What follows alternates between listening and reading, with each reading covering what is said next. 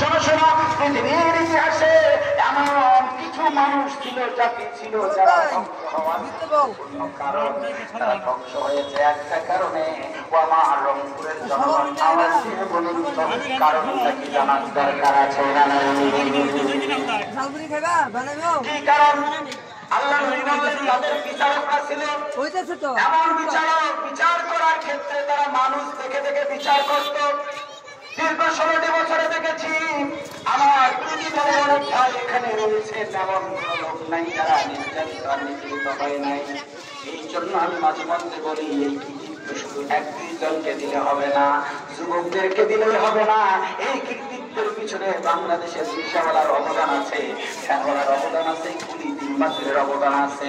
শুধুমাত্র ডানপন্থী যারা, যারা আল্লাহর পক্ষের লোক, যাদের মধ্যে ঈমান ছিল, এই বিপ্লবে সবার অংশগ্রহণ ছিল। বলেন ঠিক কিনা?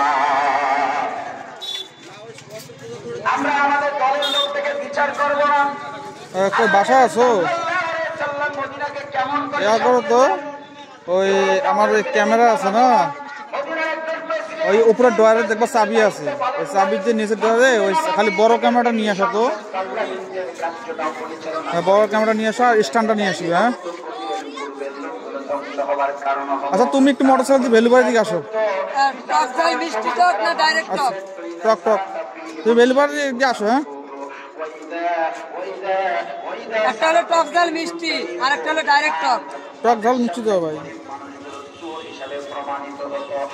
আর মানুষগুলো যখন চোর হিসেবে প্রমাণিত হতো, আইনেরও নাকি ফাঁক আছে। আমাদের সমাজে সবাই করে হুজুর, যাই বলেন না কেন, আইনেরও ফাঁক আছে। আইনের নাকি কি আছে? আগে